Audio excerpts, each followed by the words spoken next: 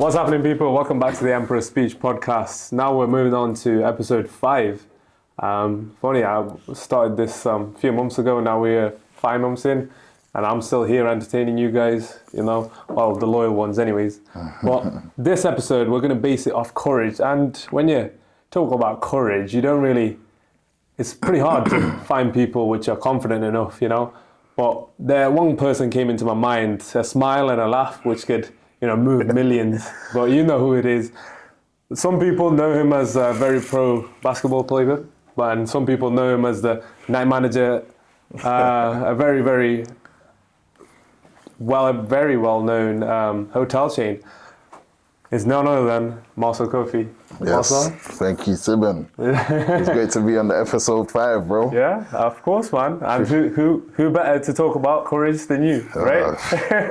You were talking about courage, like you could be nervous and that, but I hear that. It's not like easy being on like a. This is actually my first time being on the podcast, Oh, is it? Yeah. I appreciate you, bro. I appreciate you coming through. Like, bro. You always have. Like a little bit of a insight onto how I know Marcel. Actually, we started off working at Hilton Garden Inn together. He was on nights, and I was just pot wash boy. The good old days, when you had to work hard at that. But as soon as we met each other, we were like, this guy is we're on the same level. From the jump. From the jump. We just knew we had that same energy. And then, how there's like a process of like everybody like nods their head, and then like the day after, they're like, oh, you're good, and then you talk, and then like you start shaking hands, and then you go, nah, none of that. First day we met, the next time we saw each other, we went in, what are you telling me about? That's how we went in. That's what I'm talking about. Quick, easy. Exactly, bro. And when you see that kind of energy, you just know like it ain't like I'm not gonna force it. Yeah, there wasn't natural. A force. Yeah, we've seen forcing, but I'm not gonna put any names out there. Do you know what I mean? But still, though, natural. The energy was there, and I hollered you for a basketball tournament. Yes. And then my guy had a night shift, yeah, and then he was just like, yeah, I'm on it. Didn't even hesitate. He was like, I'm on it. That's the sort of energy that you need around you. That's you know what what I you mean? need, man. Of course, need them people in your circle. Need them people in your circle that's gonna pull through. Yes, sir. Always. Yes, sir. Of course. And then now we run tournaments together, pretty much. Many more to come. Yes, sir. You lot stay posted. Yes, sir. So tell the people a bit about yourself, bro. So where'd you come from, Is there ends? Like, how did you get to Stoke? Oh, it's actually a crazy story how I got to Stoke-on-Trent. Go on. So one day, riding my bike, grafting as usual. Standard. Doing delivery, big backpack on my back. It? Bro, You did delivery then? Delivery. Then, even when I got to Stoke, still doing delivery, yeah. Oh, mad. Riding my bike, London, I'm going. I receive a phone call, I'm hearing some American accent, I'm thinking, what's going on? Like, he's like, oh, I heard you play basketball. I was like, yeah, I play basketball. He was like, your friend got in contact with me saying that you two would like to play for a team. And I was like, have you ever heard of Newcastle College? And I was like, nah, I play for Harrogate, I don't know what's going on. So then he was like, oh, if you're serious, I got a serious basketball team down in Stoke-on-Trent. So you should come down and have a look and see what you're saying. And I was like, okay, Stoke-on-Trent in West Midlands. I'm like, that means I have to move house. I'm 18, I'm thinking, if the calling's here, bro, it's God. Literally. So I was like, okay, I'll take a look into it. So then spoke to my friend. He was like, yeah, we're going to go down for the trials for a week. I was thinking, okay, I didn't even tell my mum. I'm just like, I'm going to hoop. I'm gone. like it was down the road. She's like, well, what do you mean you're just leaving now? I was like, I'm going for a week. I'm going to see what you're saying. Then I'll make my decision from there. Yeah, so of course. Came down in the summer. Stayed in a player's house. Coach looked after all of us, trained for a week. And I saw the intensity that this man was providing with the training session as I was like, this is what I need. This is where I need to be. So after that week, I made my decision and decided to come down to Stoke-on-Trent. So imagine if I didn't pick up that phone call. You never know, bro. Yeah, because even the man that called me, he told me to call another coach. And he was like, I would know if you call this coach or not, and if you're serious. Yeah. So then I'm like, oh, bro, now I have to I have to make the call. Made the call, the coach didn't answer. I was like, cool, that was it. Didn't answer. I was like, all right, I'm not gonna call back. Went to Mallorca. I'm on holiday. He's calling my phone. It's like, yo, we got training. Where you at? I didn't answer because I'm on holiday, and now I feel guilty for like not going. Yeah. But then when I came back, then I got in contact, and then I came down to Stoke and then did all of that. Yeah. Like that. So it wasn't like a. Just a smooth it wasn't just a smooth transition to Stoke. I was just like, there was a bit of back and forth, and then you got called into Stoke. Yeah. Oh, mad. Most people they have a process of like, oh, I ended up in Stoke. Do you know what I mean? Like they asked you to be in Stoke. That's a different story. It's crazy. You know what I mean? And now I've been there for 6 years. Oh, mad. Crazy. 6 years. That's 6 years, bro. Yo, that's crazy for me because like I thought you've been here for like 3 or like when did you start your course, bro? Like so 2018. 2018 is when I came down. 2018. Mad. Strength and conditioning. No, I actually did my final year of college at Stoke-on-Trent College. Oh, is it? So I was doing BTEC Sport Level 3. Yeah. And then finished that year. Well, that was the year I came down. Okay. And then ever since, I've just still been around, still playing for the academy, playing for the men's team, uni. And now we're still here, man. But you were still hustling in between. Of course, delivery, getting the grinding, go moped, delivery, Uber Eats, Just Eat. Oh, is it? Night shifts, warehouse. Yeah. No, I heard that, bro. I heard that. Like I said, like when I first met you, we had like the second time or third time we had a quick conversation. It wasn't like every day we saw each other because we're on parallel shifts in it. And when we did see each other, we just started saying like, I was like, oh yeah, no man, like it's been busy. Like, do you graph by any chance? And then you just started telling me all these like hustles. You know, I was just like, yo, that's a bit mad, you know, because like I've got a bit of side hustles on my side as well. And then it's like crazy. It's always good to have that, man. We start rolling. Business partners in future, you know? Of course. You know how it's No, going. yeah. Tell me about like what you've got on the side, which you would like the audience to know about, really, like. Nothing. No. Wait, no, what I got on the side? No pressure if you don't want it. No. Not a lot, but it's happening. It's happening. Oh, no, actually, speaking of that, launching myself, branding myself, got the Glow Fitness coming. Oh, is it? Fitness group with my boys in London, so trying to take over the fitness thing, do it properly, workout plans, online sessions, everything, bro. Make content, Instagram. Wow. So it's starting our business up, man. So that's what we're trying to go into right now. That's coming up then. Yeah. I'm looking forward to it, bro. I'm looking forward to it. Fitness are coming to take over. You heard it here first. Episode 5.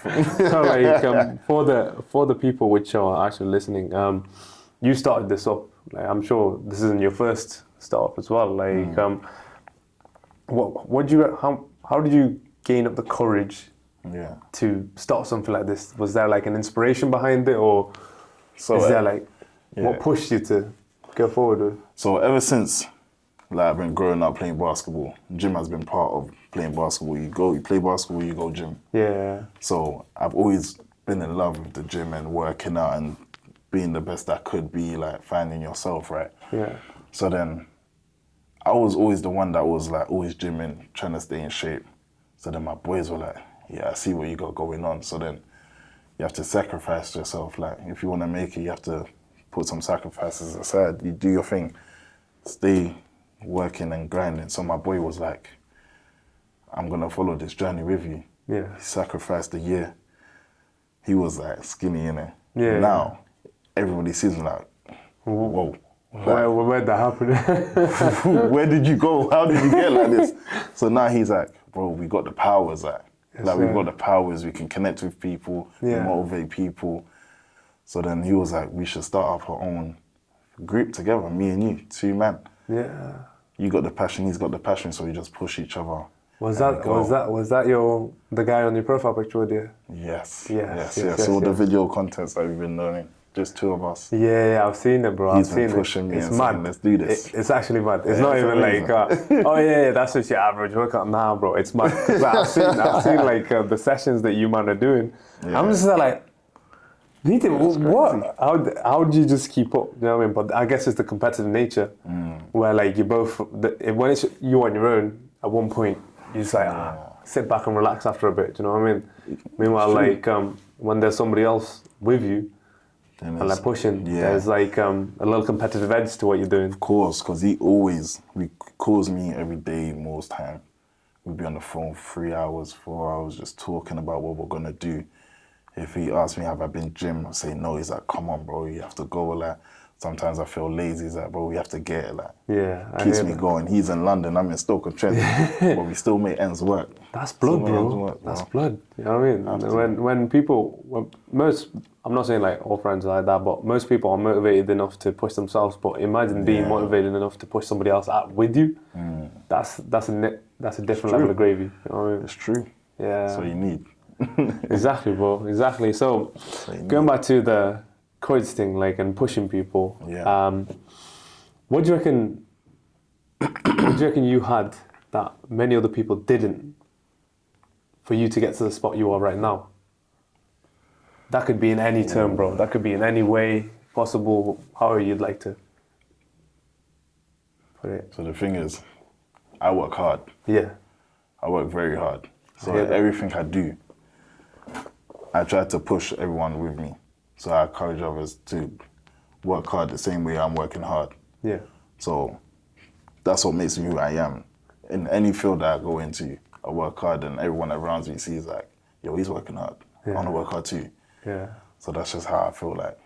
I hear that. I hear that. See, like, so that is a momentum that I've been trying to do myself.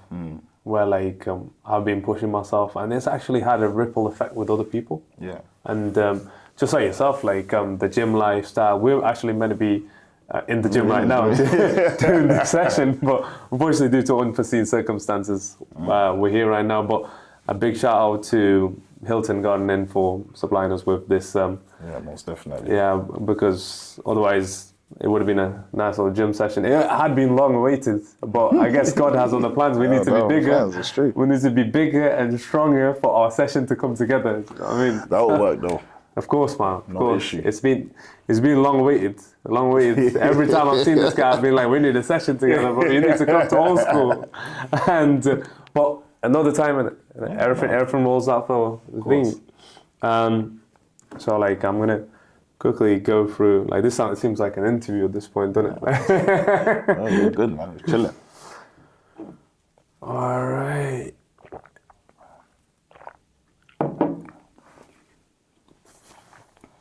Stoke-on-Trent. Yes, sir.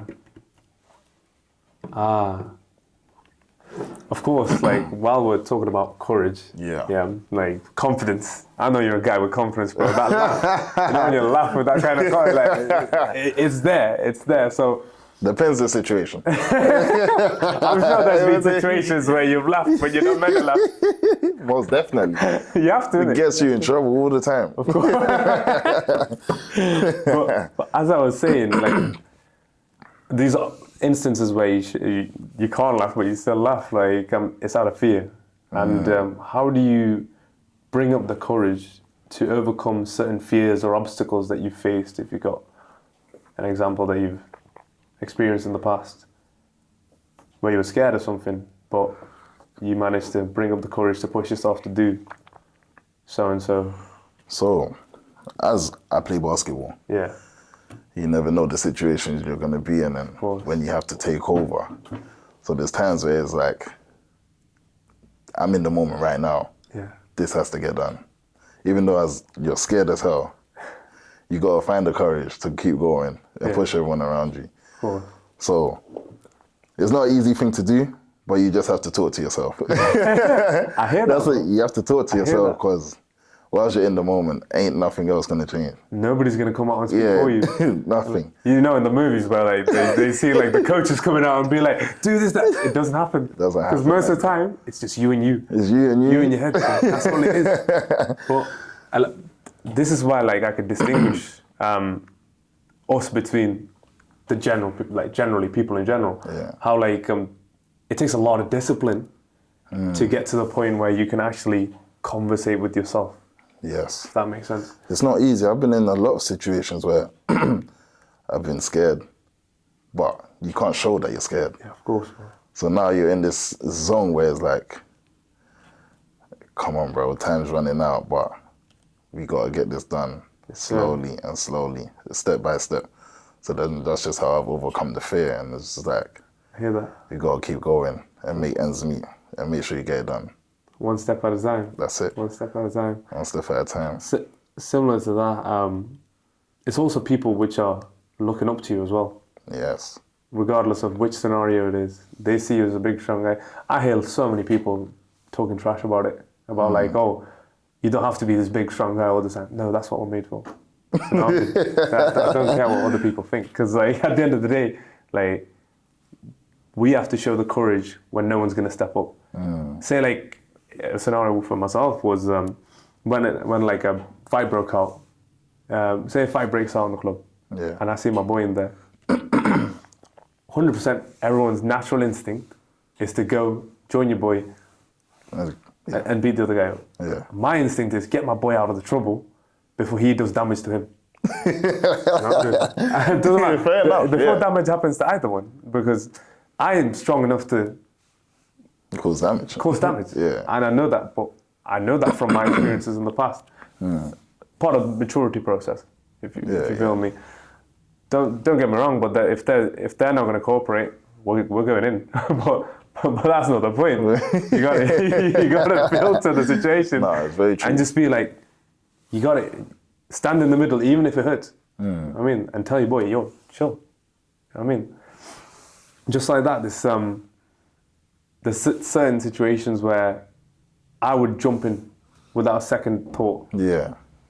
Say that person which would jump on the grenade. Yeah. Yeah. I'm not saying I'll do it, but still, like in the heat of the moment, if I got my family around me, I will jump on the grenade. Do you know what I mean? Yeah. Meanwhile, for certain other people, they'll run west. Of course. No, I'm not saying you necessarily jump straight on the grenade. Like, no, I get that, because we've been in certain situations like that as well. Like growing up, coming from London, and even in Stoke-on-Trent, there's been situations like that, and it's just like I try to avoid all of that. Yeah. Like go by my way. I don't look for trouble. Yeah. Just let things go. But I see how other people move, and I'm like, I question myself, like, why do people move like that? See, like Don't understand that. in clubs specifically, say if you go to a club, you're probably the biggest guy there too. In most occasions, if that makes sense. Yeah. When people go to pick fight, they look at the biggest guy. Try assert dominance kind of thing. You know what I mean? And they pick, just like try to pick a fight with you. You know? Yeah. Most of the time, like now, I ignore it a lot more. Meanwhile, like, say yourself, have you been in situations where like people just came up to you, saw you as like a fight worth fighting? Not to me personally, but to the people that I've been around. Yeah.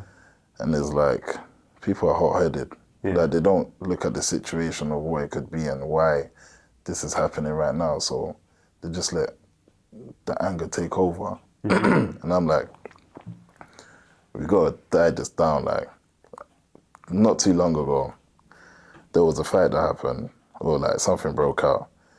And I was just like, this doesn't need to be happening. So I just shut it down. Like, everybody stopped. Like, there's no need for it. At the end of the day, like, we're not going to gain anything from this. Yeah, Do you get it? So I just try to dissect every situation where it's not needed. Yeah. So literally, with say anger and frustration and heated moments, it takes a lot of discipline and courage. Again, yeah. To say even not think in the moment and think what it could do in the future. There's a lot of people which get into fights and like all these different situations where they don't know how it's going to affect your future. Yeah, that's and a lot of things say, especially when you're young, you're hot-headed. You want to be the big guy around, you know, like. But when you're young, you know what I mean? not like when you say there's still people at the age of 23, 24, 25, even pushing 30s, which they won't even think twice and they'll just go in. You know. Understandable. Say like if someone touches my brother, I'll go in. Yeah, no jokes. That's family. Meanwhile, like if I've had situations where like man them have jumped in because of a girl they like, and you're just there like you're making a clown out of yourself. Yeah, no, it's true. And I'm not going to the big topic of women are demons. No, not women. My bad. Girls are demons. Gotta correct yourself, but we're not going into danger there. Don't get in trouble now. Yeah, I mean, but, we're talking about courage, right? Yeah, So, therefore courage. but I don't know if I'm brave enough to talk about that. Hey, we'll leave that for another episode. Yes, sir. Yes, sir. Maybe episode 24. But like I'm saying though, what's that? Give us like a situation where, say you said you're from London, and in the media, London's portrayed as quite one of the most dangerous parts of the UK to live in. Yeah. Obviously, it's the same with any other capital city, to be honest. It's not just London. Say like if you go to New Delhi, well, Mumbai more for India, and it's pretty dangerous to live in certain sides of it. But what's your experience in how the media portrays things in the lifestyles that you've lived? I would say growing up, when I went to school, I went to all boys school, so Mad. yeah, it's crazy. Whenever I tell people, it's like, damn, all boys school is crazy. Yeah, we don't have that right. Went to all boys school, but that actually taught me a lot of things, like growing up. Because within where our school was located, there was other schools around, mixed schools. So we would, mixed schools, all girls school. Yeah. So there used to be like a spot where everybody used to go and chill after school. Oh. So every different school is coming through. So you're seeing different things like all girls school, mixed school, all boys school coming together, and everyone's just learning different things from each other. And I'm like, this is actually crazy. Because now it's like, because we're the all boys school, we feel like we should be on top. All boys, we're ruling the borough. Nobody can talk to us. And it's got like that, it's actually got like that. And I'm like, every other day, there's a clash between schools and boroughs and people, and I'm like, this is crazy. Oh, so like, do you reckon like that's pushed from like the gang kind of stuff over there? Yeah, most definitely. Like say street violence and so on, and postcode wars. Do you reckon it's like? Yeah, it's a thing, man. It's real, man. I've seen it growing up, and I'm like, how was that experience then? Like, because I've lived in Stoke in a farmer's yard, bro. So for me, like growing up in a dangerous environment, I'd say it wasn't as dangerous as what I've heard. Where because you could be going from school past the areas that you shouldn't be going. Yeah. And it's like, I'm going to get my education. Why should I be on the swivel? Like, it's so crazy. Pressure? Yeah, like it's ridiculous. And I've seen a lot of things happen like after school. Yeah. Especially at certain periods, Halloween, bonfire night. Oh, like that. People outside, late, it's dark, fireworks, everything. People getting into crazy situations and that. And I'm like, this is crazy. Yeah. Especially in the area of Tottenham. A lot of feud. It's one area, but there's a lot of feud. It's divided. Yeah. And it's just like... endless. Yeah, it's crazy. It's crazy. And do you reckon, like, say the government has any part which they could have actually improved, but they chose not to? You can't do anything, man. No. No. They've tried so many things. It's not going to change. It's all in people's minds. As much as they want to try, they can get rid of these areas, renovate new areas, get people out of the area. It's never going to change. Not going to change. No, never. And do you reckon it's because of these areas where people get away with certain crimes and so on because they're protected by people which won't snitch? Not even, you know. Because like everybody wants a piece. Once you're in it, you're in it. Yeah. And that's it. There's no getting out. No, there's no getting out. Once you're in it, you're in it. Yeah. That's how it is, man. That's why we stuck with Deliveroo. Deliveroo and come out and go to Stoke-on-Trent. That's why we came out to Stoke-on-Trent. but that's the thing, man. Like, I completely understand that. I've heard stories of like, because I've got a family in East London, and I've heard situations which has arisen where it's shocking to hear because you see it in movies. If you feel what I mean, like you hear it in like TV shows, movies, and you're just like, surely that's not. Nah, it's real life, man. Yeah, that's mad. It's real life. It's real life. That's crazy. I've not witnessed it myself, but I've seen it over there. I've seen the dark side of Yeah, Stoke, yeah. but still, like, you don't see it as open as it. I've heard, like you said, in I've seen many situations. Yeah. Oh, many.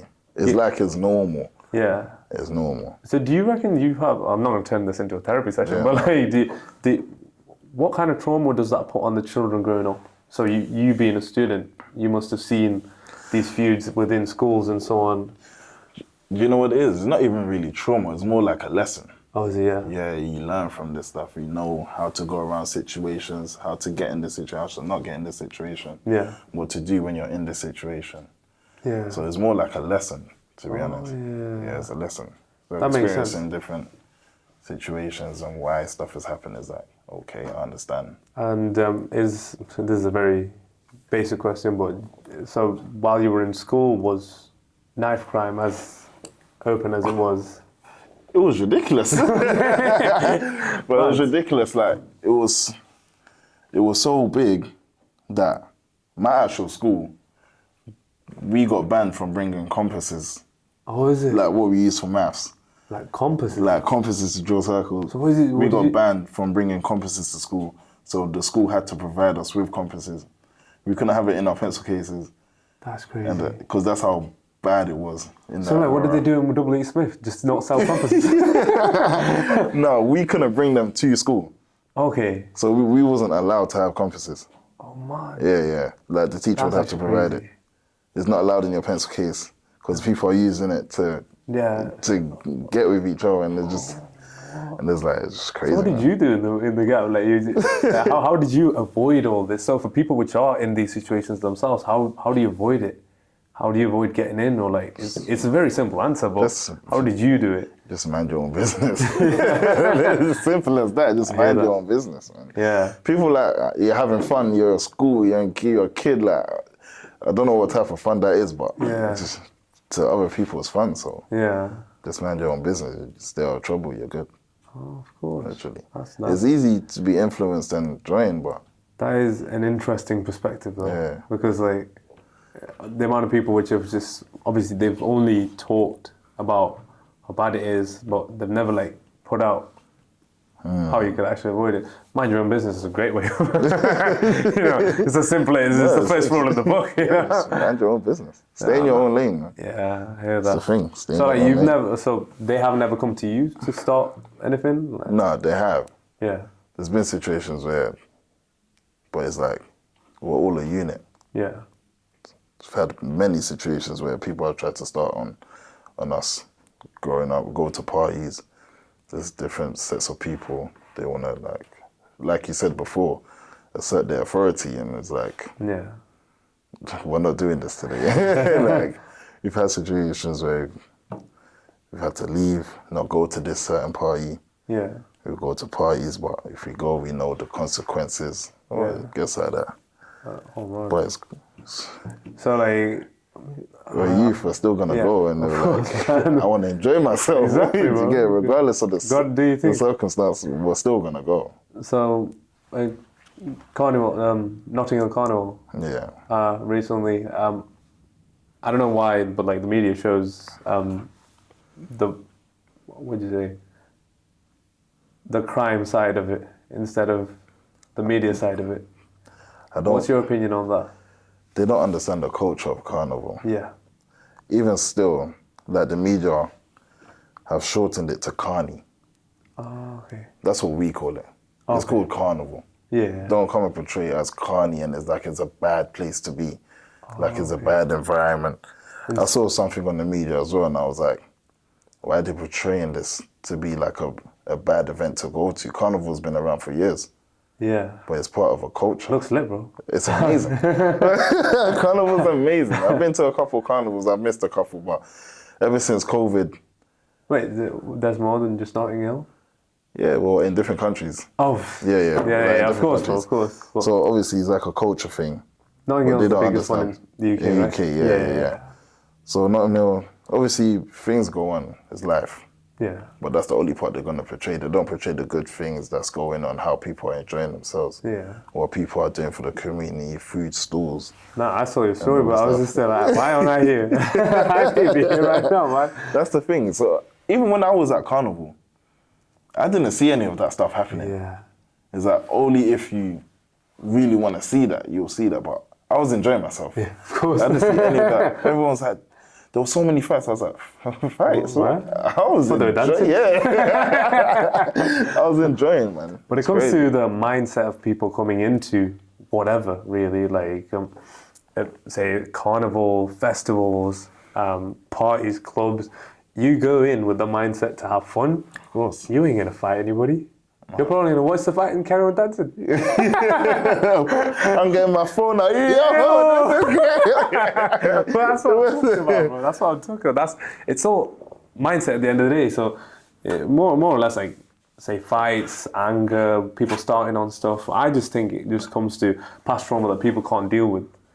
And they just reflect it in another way. I get you. You know? Because people do come with their intention like, I'm looking for trouble. Yeah. You can even tell by the way they carry themselves, the way they dress and stuff. And I'm like, yeah, the sun is blazing, you're wearing full tracksuit covering your face and stuff. I don't understand. Why you never understand that. Yeah, I never understand that stuff. ever understand that stuff.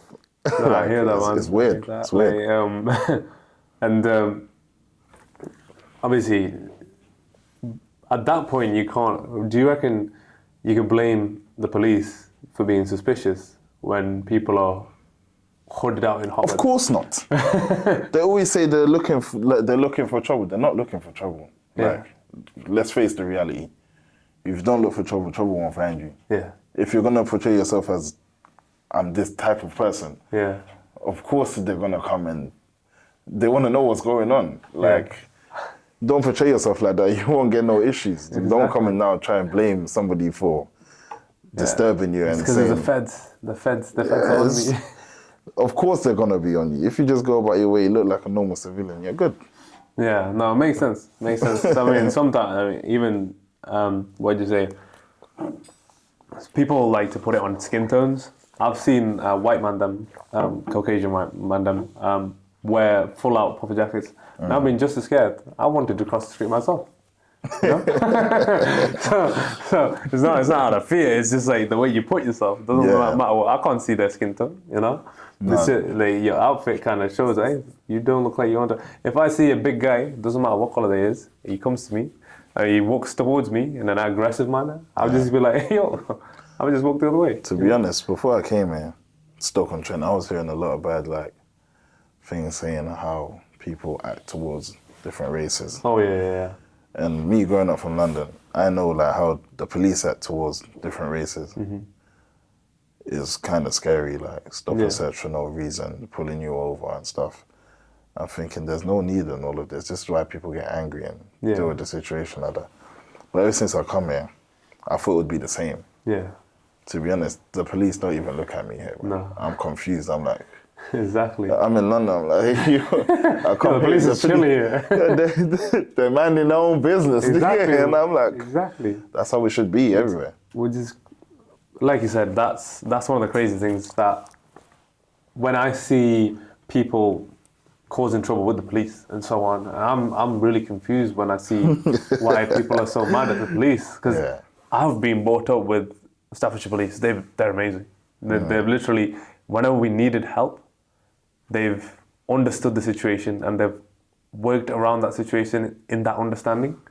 They've never jumped to conclusions, or they've never deprioritized it because we're of a different skin or different race, if that makes sense. That's how it should be. Exactly. That's how justice is. But majority of the time, it's not like that. Yeah. Yeah. Makes sense. At the end of the day, it is also what the media portrays us, isn't it? You know, like from my experiences, I haven't seen bad feds, but when I hear people's experiences of bad events, I look at the person which is explaining to me as well. Yeah. Say if someone's ranting about the police being bad, and I'm just like, you're a drug dealer. You know? Yeah, no, I get you. You know, like say you literally have a thingy on your ankle, bro. Like, I can see why you're mad at feds, but you didn't go in for nothing. Yeah, makes sense. True. That makes sense. It's also like dependent on what kind of person that individual is. You know, like I said, insecurities at the end of the day and bad experiences as well. I'm not saying bad experiences don't exist, because there are the bad things out of everything. Bad experiences, man. Exactly. And no, like you said, a lot of people say a lot of bad things about Stoke, say racially and so on. I've had a few experiences myself. Yeah. But it was never from the police. Yeah, It was, and it's now from the public. Most of the time, they're just intoxicated, and that doesn't excuse them doing whatever they wanted. That's true. But at the same time, you can understand why. yeah, there's no filters when it comes to intoxication of what drug, what alcohol, doesn't matter. Yeah. Whatever's in your mind, you have filters. Reduces, you know, when you're sober, you have filters, so you don't say half the stuff you want to say. When you're sober, because you're thinking in the right mind. Yeah. If that makes sense. I'm not trying to talk for racists or people which are violent. Yeah, not in any way, and it shouldn't be tolerated at all whatsoever. But I'm just saying, I've seen situations where people have turned into monsters because of being intoxicated. That's why I don't personally drink anymore. Yeah. If that makes sense. And No, I get that. Not because I would turn into a monster myself, but at the same time, why risk it? Yeah, you know what could affect, like, you know what the effect could have. Exactly. Yeah. And now, man, we'll have a quick break.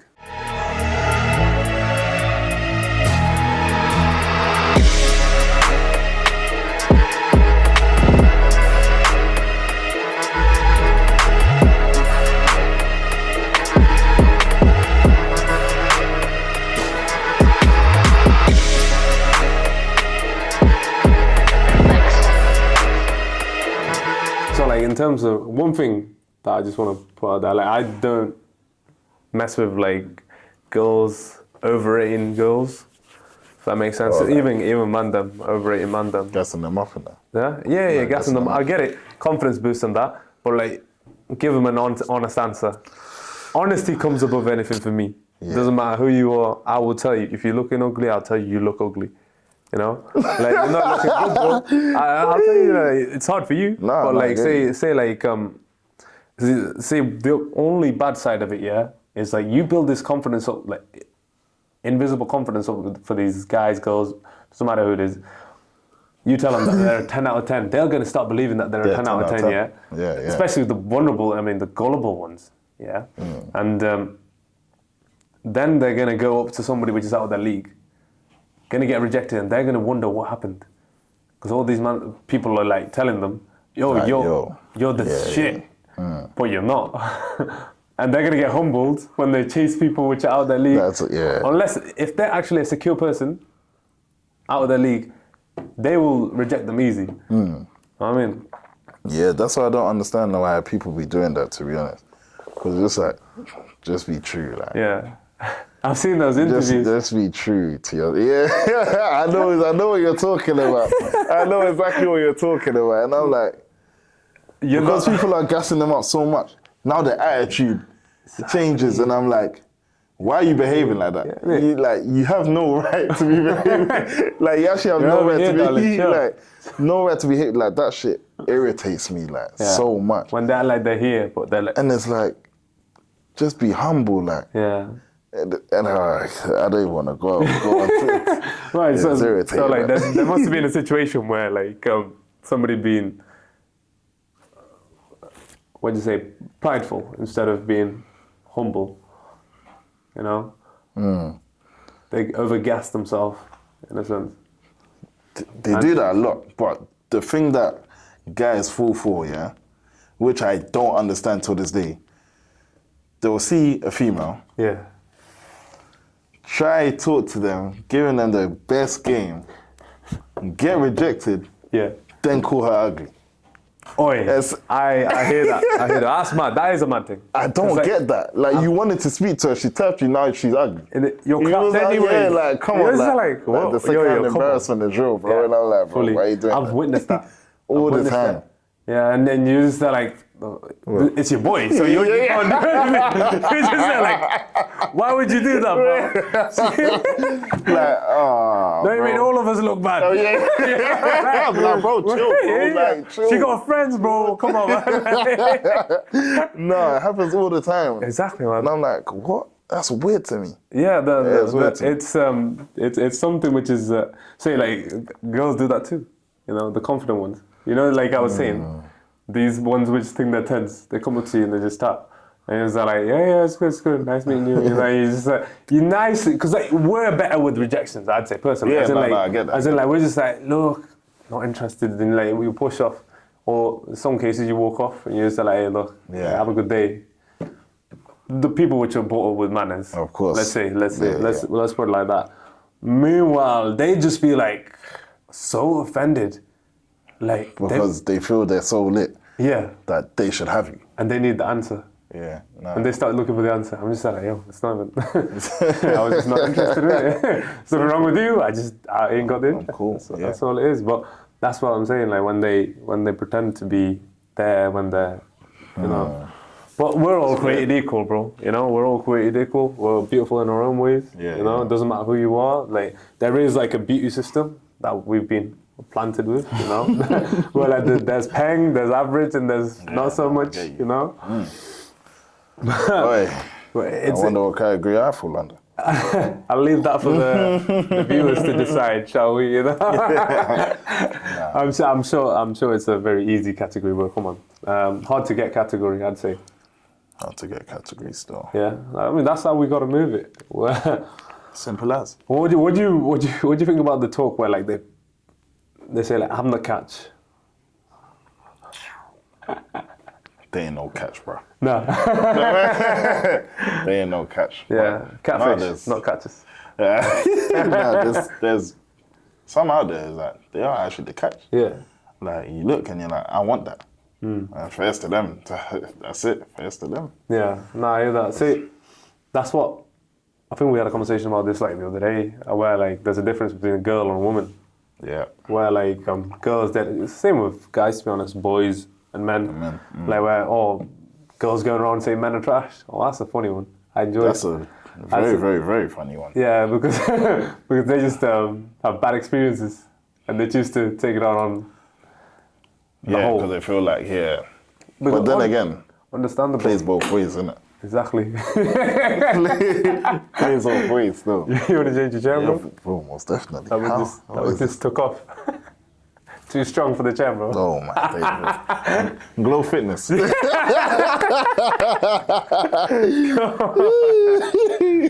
way. You know when the teacher tells you don't lean on your chair? Don't lean on your chair, you bust your head. Yep, that's for somebody else. Somebody else can bust their head. That's somebody else's problem. I said, don't lean on the chair. I've seen all of these acts. Boy, I used to rock on my chair like there was no tomorrow. Yeah, the thing is, back in school, I was smart with it. Say like me and my bro, which is sitting with me, we would actually lean together. Because they catch you out when there's two people sitting together. Yeah, because one is back. But the thing is, we start off sitting like this. Yeah, when we lean, we adjust. So like we're leaning back. We just sat there. We're both leaning back together, engineering masterminds, bro. At the age of like 13, you know, bro, leaning back is amazing. Oh, trust me. And like you know that boy which always gets caught. Of course. And then he actually falls. Well, school was fun times, man. School was amazing. Fun times. I actually enjoyed going to all boys school, man. Oh, swear. Yeah, bro. I can't lie. It was no stress. It's just boys against boys. Yeah, I hear that, bro. I hear that. You don't have to try too hard. You don't have to try and impress no. That was amazing, man. I feel that that's like an issue that I've seen in like mixed schools and so on. Like I'm not saying like we need to go back to the boys girls schools days, but at the same time, like in mixed schools, like you can see that guys doing madnesses. You know, in school, man, you're young. You know. Yeah.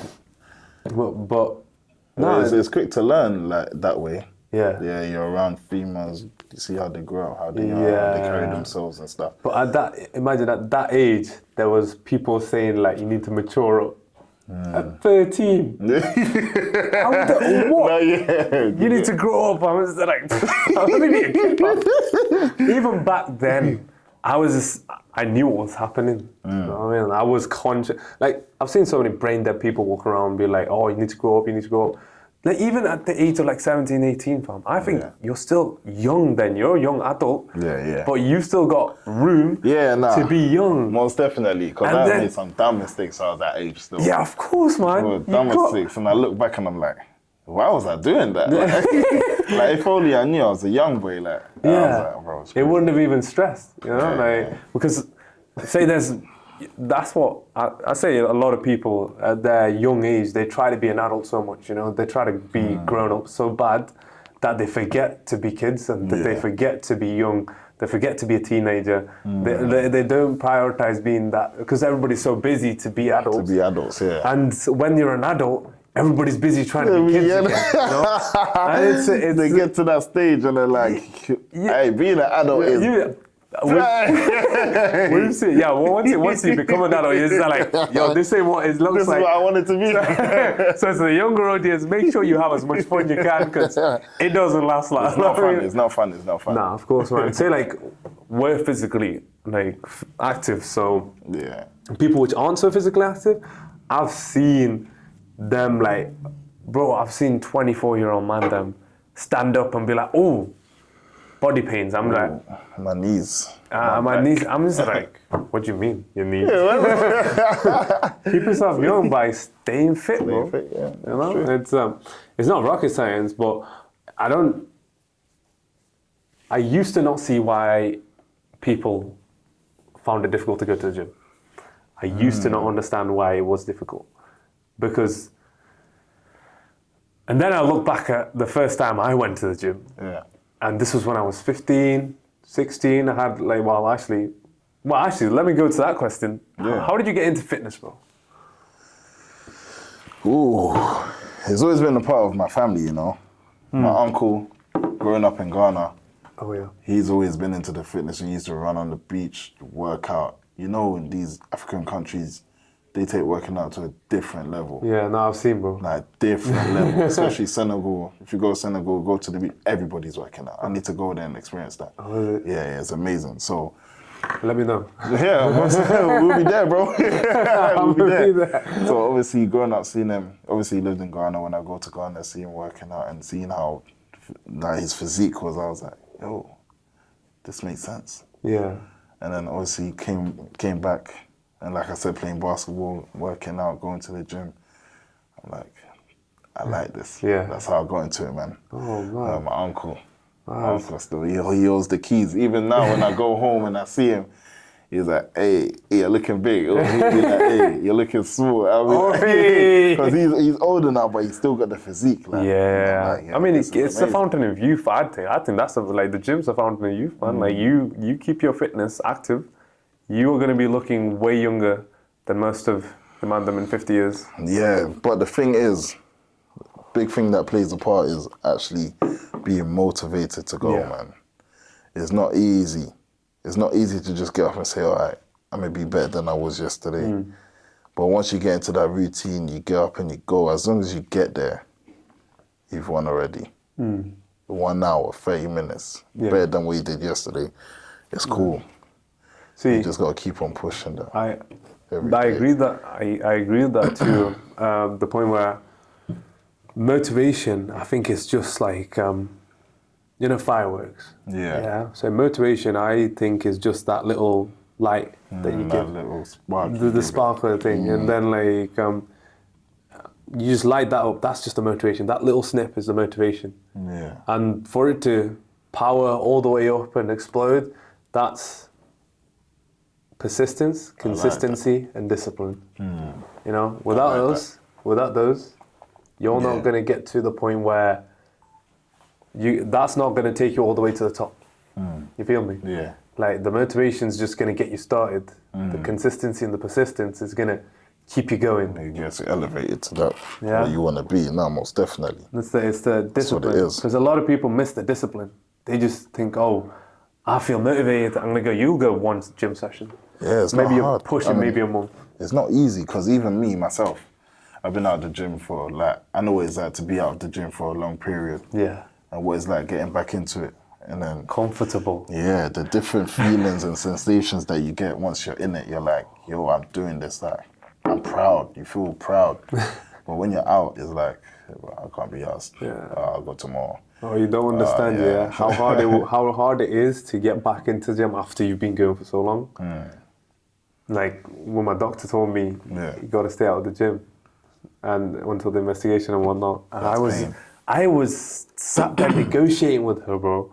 I was just there like, can I just do lower weights? Could I just go in? I was just there like, can I just like eat the diet and just like not go to the gym? Come on, give me something. Don't make me lose more. Yeah, of course. It was mad. It was hella frustrating. Because I was just like, during my episode, I wasn't under so much stress. I went to the GP, man. But likewise, it's the grace of God, I could hopefully get back in. And but it is difficult. It's not as easy as it was to say. Like lockdown hit all of us. Damn. Right? Like, Lockdown was crazy. Yeah. But I stayed motivated. I was in the backyard, bricks, going nuts. Resistance band, lifting bricks, bro. Oh man. I got Who hurt videos, you? everything. Huh, bro? Who hurt you? Bro, she is, yeah. I'm coming for you, fam. The fuck? My bro was in lockdown when everybody was chilling. Bricks. What? Cement bricks in the back, going nuts. Resistance band. Days. Scaffolding, pull-ups. Well, it is what it is. Runs. Oh, you gotta get how you live. Yeah. Gotta get how you live. See what, this guy's on another level? I'm just chilling out. This guy's doing his thing. Gotta get how you live, man. Regardless. Good, yeah. But now, like, talking about fitness, like, what do you think the maddest mistake is that people make trying to get into the gym? The diet. Yeah. The diet is the hardest part. Going to the gym is one thing, but dieting is very, very, very hard. Yeah. I'm very bad with my diet. I'll put it out there right now. Yeah. My diet's not great, but because I work out so much, play basketball, work out, go gym. You're burning as much as you're taking in. Yeah. But it's actually the diet, that's what plays the big role to the fitness world, literally. Oh, that's crazy. Dieting. Because one of the biggest obstacles that most people face is actually the diet and the expense. A lot of people don't realize the price you have to pay to get to a certain physique. That's true.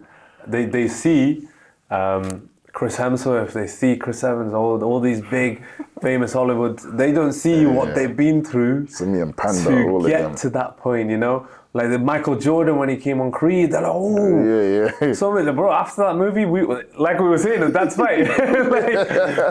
Suddenly everybody wants to box, and then like they go into it, and they just say like, oh wait, this ain't what I thought. Because even Jonathan Majors, after Creed, I watched like an episode that he did of his workout routine. Yeah. That was intense. Yeah. I was like, damn, this is serious. What did you say, Jonathan Majors? Yeah. Is that his name? Yeah. Not Michael B. No, Michael B. Jordan, but Jonathan Majors is the other guy that you're saying. Oh, okay. I was going to say. That's the real name. Creed 3. Yeah, Creed 3. Yeah. Jonathan Majors. My head was in Creed 1, bro. I was just in Creed 1. Jonathan Majors and Creed 3. Yeah. I was confused. I was just but I watched his workout thing and I was like, this is amazing. No, but that's the sort of commitment there, and that's why they're in the movie. I get you still. Because that's how hungry they were for it. You know, like if you're not hungry, regardless of anything in your life, you don't want to achieve anything, you've got to be hungry for it. You know? That's the thing. You can't be like, you can't want to settle. That's how I used to think when I was younger. I used to just think it was going to happen. Yeah. Like, I'm going to be rich. One day I'm just going to be rich. It? It's just going to happen for me. I'm going to make a business and I'm going to get the money like that. It's just going to happen for me. One day I'm going to be rich. Manifestation is real, but you have to, at the end of the day, you have to work hard. Yeah. See, like we were brought up in, I don't know if it's like a South Indian thing or just a Christian thing in general, but I was taught Nyambadi Devambadi, which means 50% you, 50% God. Yeah. Yeah, the manifestation part, your prayers, whatever, it goes to God. But God can only do half of it. He'll give you all the opportunities you want, but if you don't put the work for it, then you ain't going to get it. That's it. God gives you all the opportunities. But another quote which hit me as well was, I think Denzel Washington said this, when you pray for rain, be ready for the mud. Damn. You know what I mean? Yeah, damn. No, nobody's ready for this. Goes in like, say, businesses, workouts, everything. You gotta be ready for nobody's ready for the pain in the workouts. Yeah. The day after leg day, woo! Damn. Shit, know? even the second day. Yeah, the second day is worse for them. I can't get out of bed. Exactly. But like I say, when you pray for the rain and you get the rain, there's also consequences that come with that. You start a business, there's a lot of hard work behind the business. You know, there's a lot of grafting and sleepless nights to get to a certain point. There's going to be so many obstacles that nobody has had a successful business with a simple walkthrough. Yeah. There's not been one story. And the people would say it's been a simple walkthrough, they just don't want to say the hard part of the story. Parts, yeah. You know?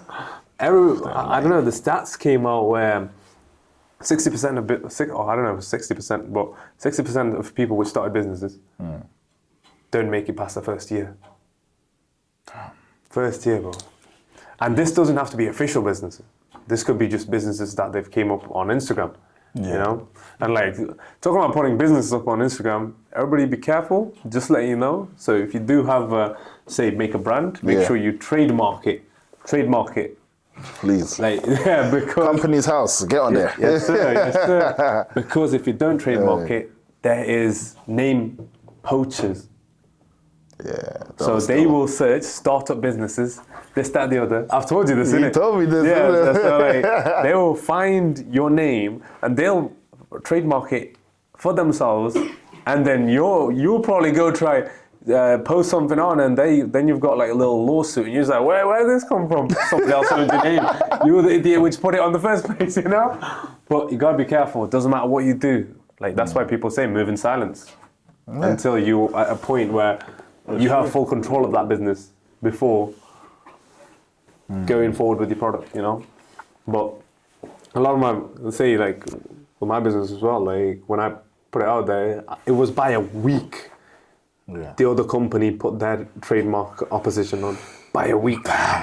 Do it now, fam. It doesn't matter what it is. Gym, business, work. Do it today. Don't leave it for tomorrow, because tomorrow catches up quick. No, it does. 3 Tomorrow, you miss the end of the week. you miss one day of gym. Suddenly you're a weekend, a month in. You're just like, what?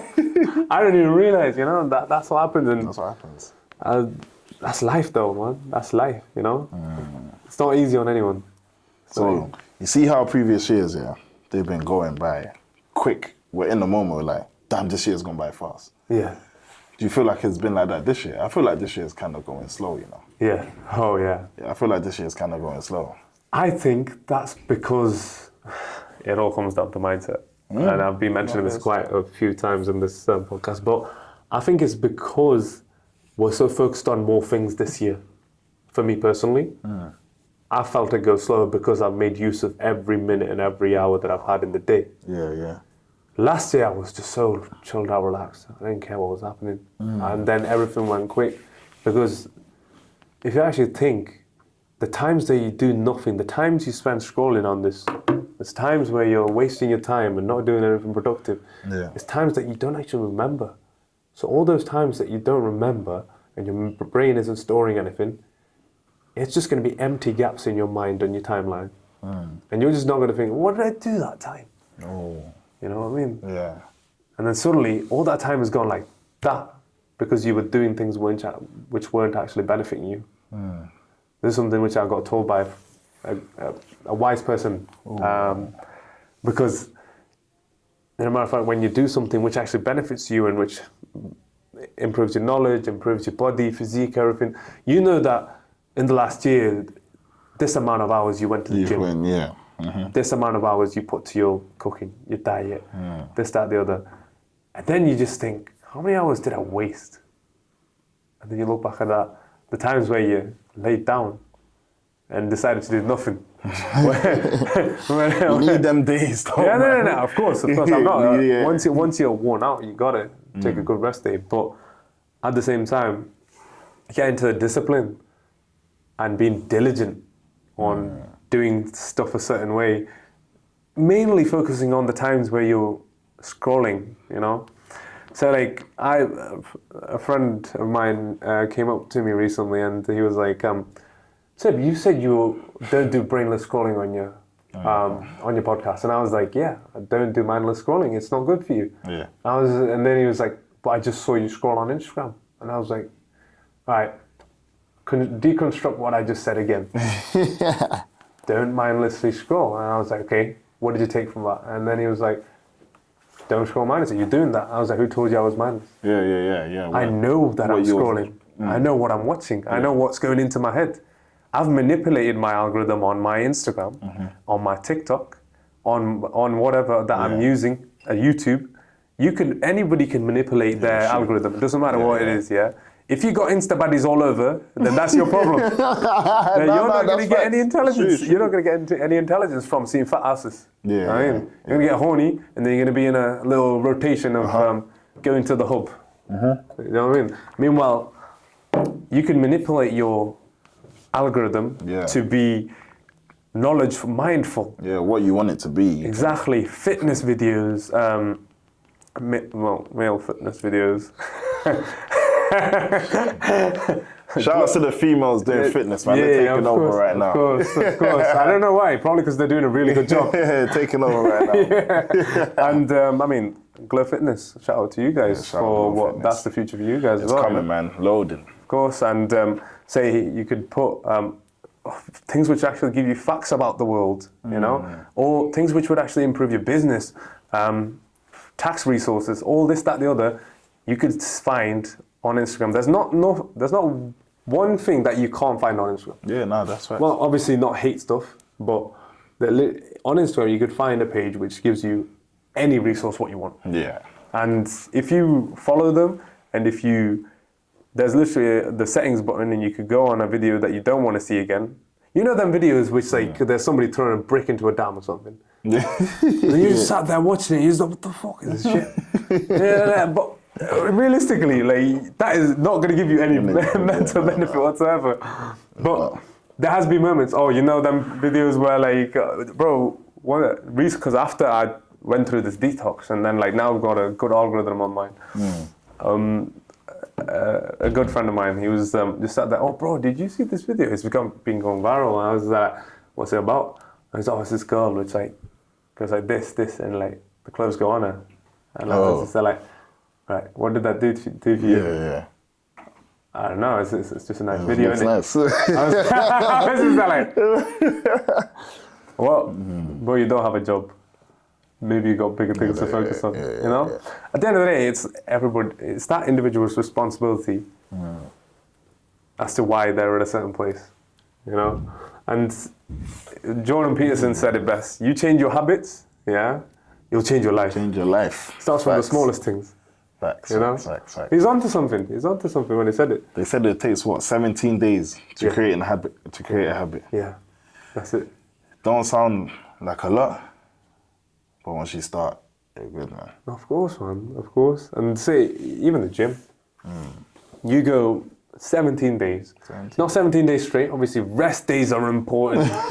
Rest days doesn't mean you're sitting down doing nothing. But even if you're going for a walk for that fitness regime, you have to make sure you get a rest day in.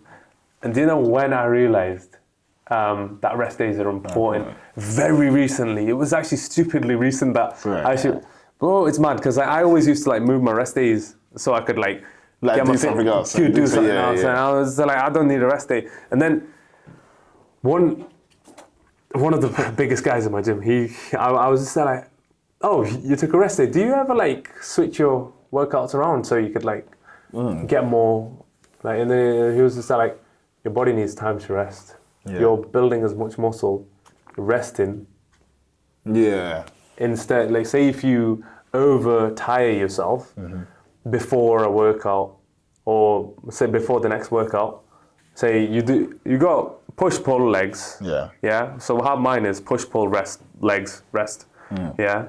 If I switch that around, I don't give myself my upper body to rest. Yeah. Or my legs to rest just enough between the gaps. Yeah. From one legs to the next legs, I don't have enough time to recover.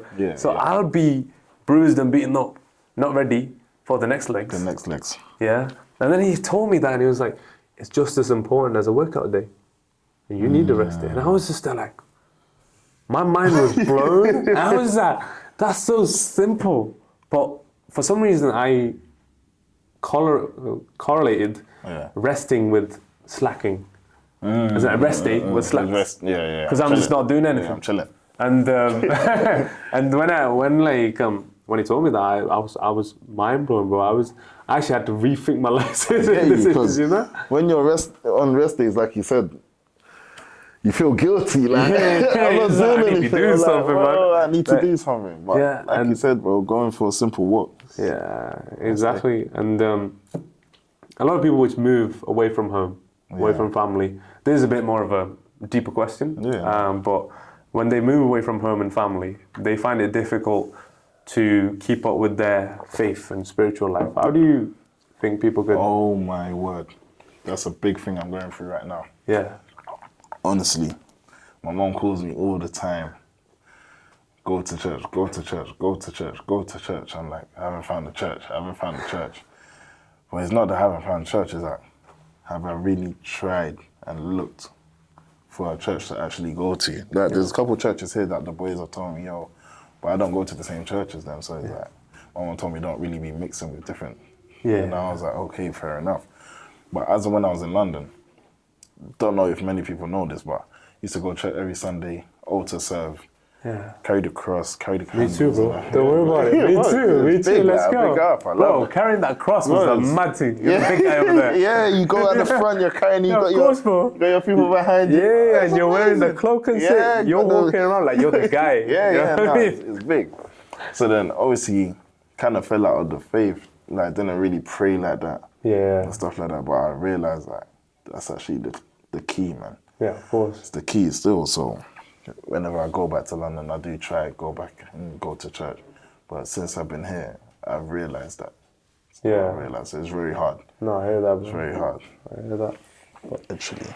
But say, I mean, if you were struggling, you could have just let me know, bro. Yeah, no, honestly. Well, that's one of the things I realized as well when we were like, oh, I'm Christian. I was like, oh, me too. I was like, oh, mad. What Christian? Yeah.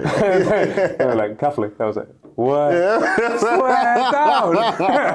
There's a moment of bonding. I was just like, all right then. Like I said, I mean, if you want a church, there's just one up the road. I'll forward you to the right spots. Yeah, no, please, man. I'll pop in and go. 1 hour of my time. It's not gonna hurt to God. 1 hour of my time to God is not gonna hurt. Of course, bro. And a lot of people don't realize when it happens, but when people think that God, it's a bit of a difficult conversation, but like people think that, oh, it's cool, I miss a Sunday, especially when you're wound up in your everyday life. There's a reason why we've been brought up in a certain way. There's a reason why our parents are always honest. Oh, why are you going to? You have to be in church. You have to be in church. At one point, you'll start going, bro. When it's the right time, you'll get your calling, and then like suddenly it's like, this was what it was all about. At some point in our life, we turned around and we were like, I'm gonna chase stuff on a bit more. Yeah, no, because I even have a friend. She sends me prayers like every so often, and I'm like, I appreciate her for doing that. Like, and I read it, I take my time to read it, I thank her. She'd be sending it to me because she's a big believer, innit? Yeah, and it takes a lot to have faith, especially in this day and age. Yeah, no, most when definitely. the West is, you'll see a lot more faithful people on the east side of the world, or like, say, anything but the West actually. Anywhere but the Western world, you'll see people with faith. Why do you think that is? I don't know. I don't know. You have the freedom. That's the one. But people have more experiences where the world couldn't answer why certain things happened in certain ways. And from my experience, say, I've had spiritual... I've only recently started getting back on my faith. Yeah. But once you start realizing that it wasn't you the whole way through, there was somebody which was there's two footsteps. Like you see all those footsteps, and it's like you think it's yours, but now it was just Jesus carrying you all the way. You know what I mean? Yeah. And say the 3 Peaks challenge that I did. Yep. That was a situation where I've talked about it on my podcast, where there was no physical way that I could have possibly have finished that, especially after a left lateral ligament sprain. Bang. That happened on the first mountain, and then I still did the next 2. And came back, and I'm fully recovered. Yeah. It's not. No way, still. But that's what I mean, bro. There's a few things which happened, but then I look back. There's been 3 major accidents that I've been in: a car accident, a mountain bike accident, and a motorbike accident. Both mountain bike and motorbike, I didn't have a helmet on. No more. No more. God forbid. The thing is, from all of that, every situation I could have died, but I'm still around, and that wasn't because I You got lucky. got lucky. Yeah. Nah, there's you're so lucky. I'm saying no, I'm not. I'm blessed. That's the one. We're blessed. We're all blessed. Bro. Everybody watching. If you don't believe in God, doesn't matter. He's around. You know what I mean? Yeah. But and then at one point I got cocky. I was just like, pretty sure I did it myself. You know, and when it starts getting ahead, you know, and but all these opportunities you see open up. Yeah. And you're just like, how did that come up? I was like, the way I've applied to my jobs, nobody would accept me, bro. I've applied direct. My first job, Wetherspoons, do you know how I applied to my job? Oh. I wrote it on a bus home, on lined piece of paper, on my CV. Yeah.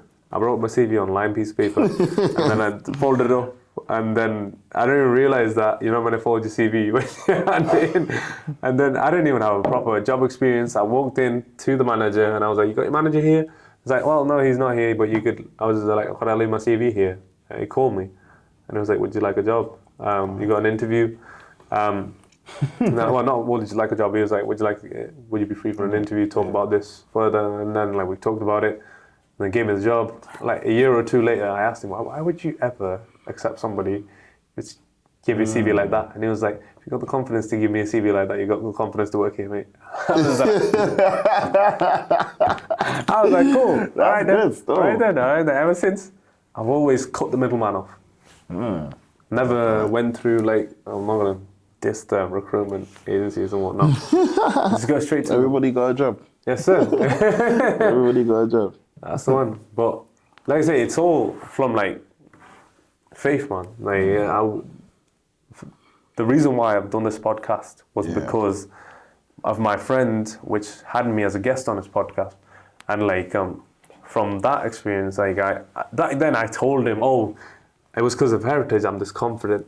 And it kind of is, but my family won't have this confidence because if it wasn't for their faith in God. If it wasn't for their faith in God, my family wouldn't be this confident. I wouldn't be this confident. Yeah. We could sit back, lean back, and fall, and I know there's gonna be somebody to catch me. Catch you. You know, that's real talk for me. Yeah, that's realness. That's realness, man. And for people which are struggling with God, the only advice I would give them is just the one thing stopping man from God is pride. Pride. Yeah, no, it's true. It's pride. It is pride. And all they need to read is Proverbs 18, just that chapter. And I guarantee you would look at everything different. Doesn't matter. Just Proverbs 18 with anyone. It's just on this search for God or whatever. I was in the search for excellence. And then the further I started going towards excellence, discipline, humility, all of it. And I was just getting closer and closer to the answer. And the further I'm going, the more I'm seeing God in this process, you know? And I was just no, I'm going to keep him by my side. Yeah, most definitely. And I was just how do I educate myself more on this? Because people have come up to me and had debates on, say, God and so on. And they've always been, I want you to hear what I say. Yeah. I don't need to hear what you say because, wait, well, how's that work?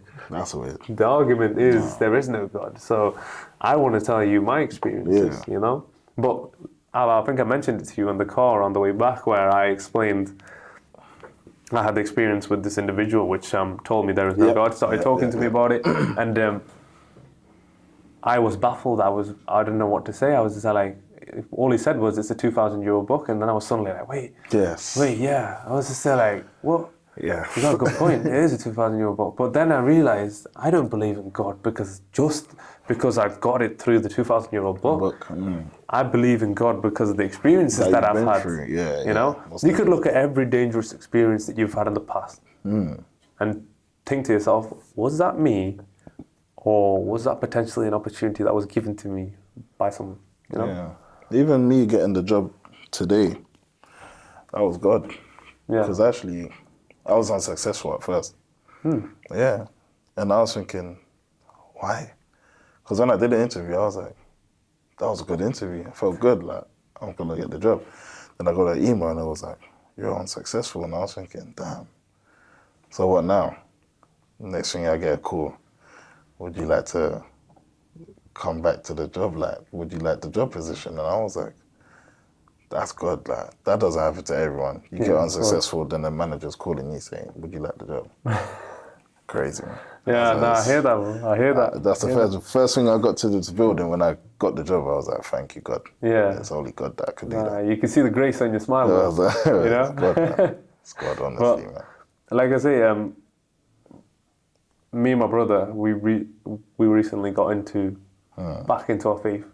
And see these debates that people are coming up with. Once you arm yourself with the word of God, then it's unstoppable. Yeah, defeated in that. When people come up to you and we're like, oh, your God ain't real, my God is better. I'm just like, there's only one God.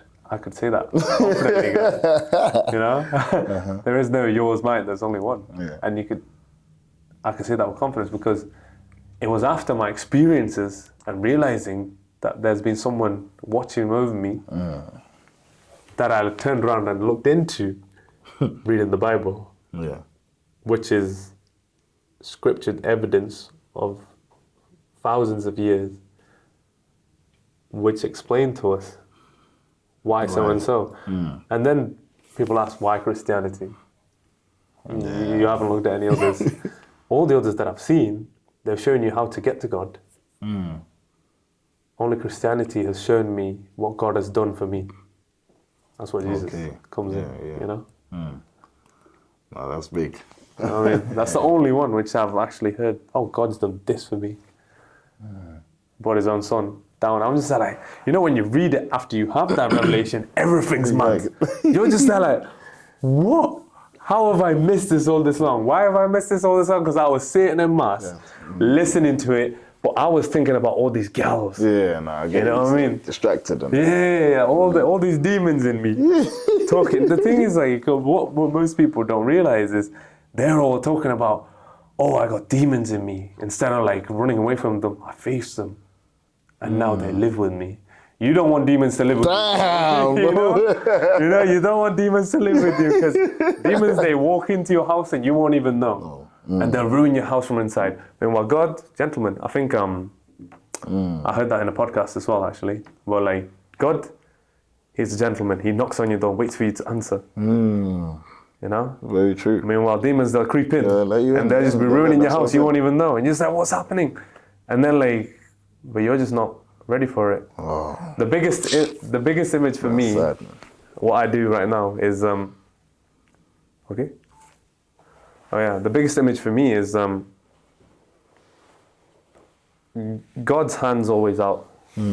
Imagine this, Sorry to give you a mad spiritual conversation, but imagine this where you're stood on the ground. There's all these demons. Now visualize this, where there's a massive hand laying it out for you, and your free will is the only thing which stops God from grabbing you out of there. But He will grab you if you call His name. If you feel like reaching. Yeah. All you need to do is just merely whisper, because he can hear on levels that you can't hear. You know what I mean? All it is just that mere whisper of faith. And he'll come grab you out of it. But when he grabs you, make sure all these demons that surround you, they will try their best to grab onto things. And what I did every time I got close to faith, was I turned around and I was like, you know what? No, this demon's cool. This demon's fine, you know? No, that's not that bad. And then behind that demon would be all these other demons, which is hid in his pockets, you know? Because Satan's not easy. It's not easy, bro. It's not easy, yo. It's not easy. But he isn't straightforward. He's the master of confusion. He'll try to get you. No? Exactly, man. So like, he was just there. I was just there like, nah, I'm just going to keep my pride with me, you know? Satan's a mad criminal, bro, because he makes him look like he's the mad, scary, evil guy with horns. He ain't like that, bro. He's in us every day, testing you every day. He's just in the spirit realm, bro. On the spirit realm, he's invisible. He's just doing his thing, tempting people, you know? But hopefully I could preach one day.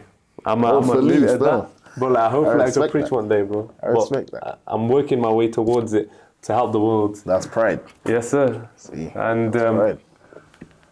yeah, but it's enough about me, bro. Enough about. I just walked on this little detour. My bad. That's calm. But back to this, bro. Like, faith brings courage. Yeah. Yeah. In your experience, have you got an experience where like your faith has brought you courage that you thought you couldn't have handled yourself?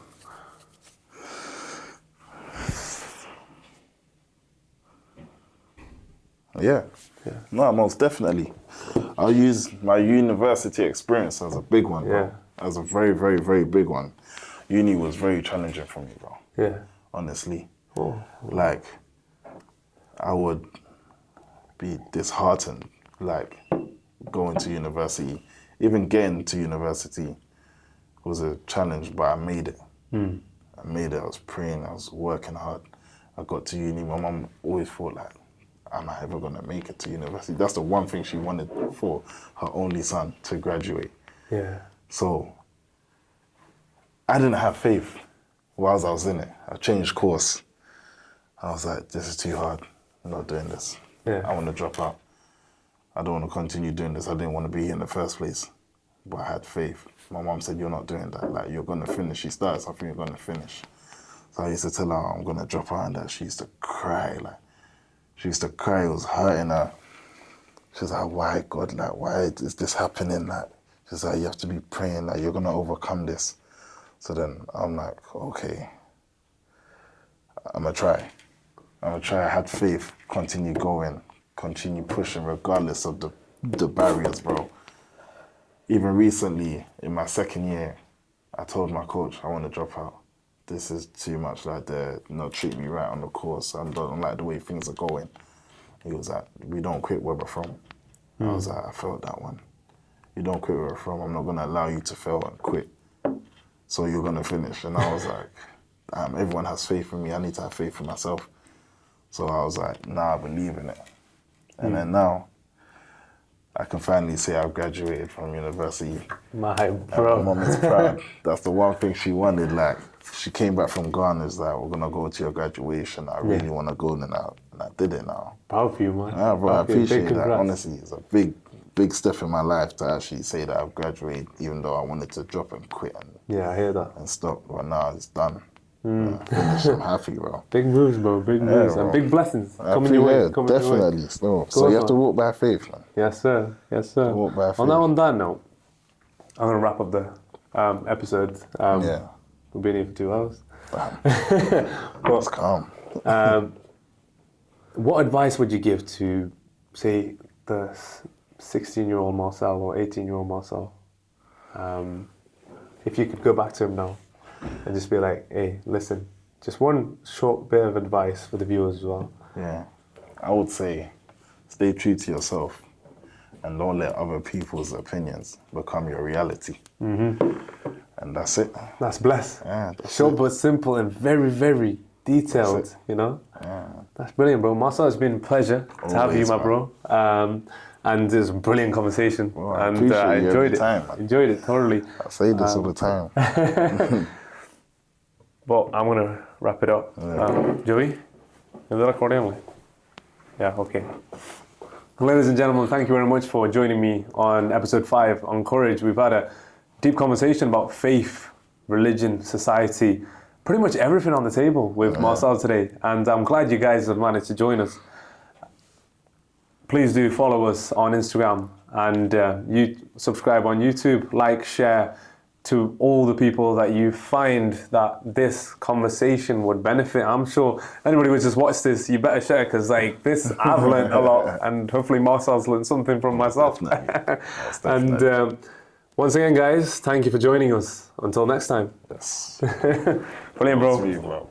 Yes, sir. Yes, sir. That's Thank brilliant. you, man. Of course, Thank man. you, It's been a pleasure. experience. It's been my pleasure.